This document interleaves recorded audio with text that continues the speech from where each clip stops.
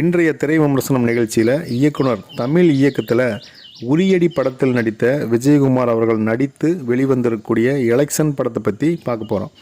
இந்த படத்தோட கதையை பார்த்தா உள்ளாட்சி எலெக்ஷனில் கிராமத்து சைடில் என்ன மாதிரியான விஷயங்கள் நடக்குது, இந்த எலெக்ஷன் ஊருக்குள்ளே எவ்வளவு சிக்கலை உருவாக்குது அப்படிங்கிறத மையமாக வச்சு இந்த படத்தோட கதை நகருது. படம் முழுக்க எலெக்ஷன் வர மாதிரி இருக்குது. படத்தில் 4 எலெக்ஷன் வருது.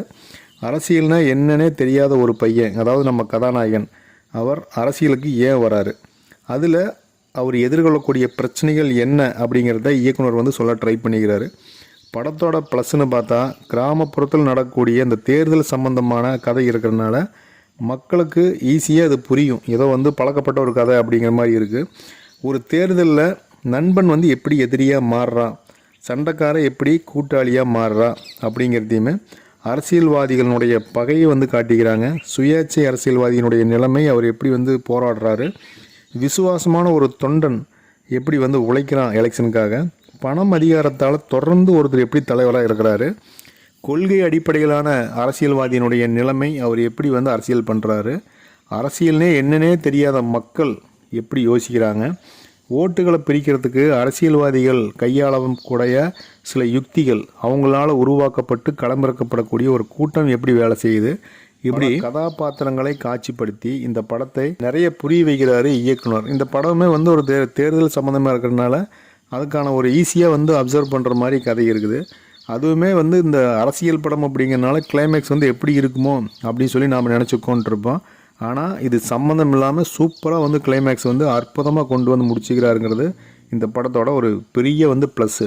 இந்த படத்தோட மேலும் என்ன ப்ளஸ் அப்படின்னா, இந்த வேலூர் மாவட்டத்துக்கு உண்டான ஒரு பேச்சு வழக்குங்கிறனால படத்தில் வரக்கூடிய அந்த வசனங்கள், உச்சரிப்பு எல்லாமே எளிமையாக புரியுது.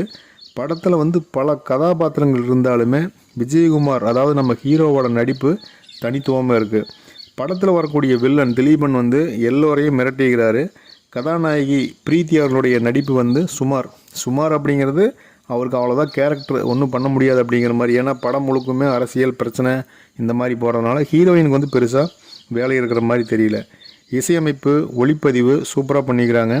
ஒரு எலெக்ஷன் டைமில் நம்மளுடைய மனநிலை எப்படி இருக்குமோ அதை இந்த படம் ஃபீல் பண்ண ஆரம்பிச்சிருக்கு. இந்த படத்தோட மைனஸ் அப்படின்னு பார்த்தா, ஒரு சரியான சுச்சுவேஷனில் சாங்ஸ் அப்படிங்கிறது பெருசாக இல்லை. திடீர்னு சாங்ஸ் வர்றது, தேவையில்லாத இடத்துல சாங்ஸ் வருது, இந்த நேரத்தில் இந்த பாட்டு தேவையா அப்படிங்கிற மாதிரியான ஒரு மனநிலையை இங்கே வரக்கூடிய பாடல்கள் இருக்குது. திரைக்கதை மட்டும் இன்னும் கொஞ்சம் பெட்டராக இருந்துச்சு அப்படின்னா இந்த படம் இன்னுமே விறுவிறுப்பு அதிகமாக இருந்திருக்கு.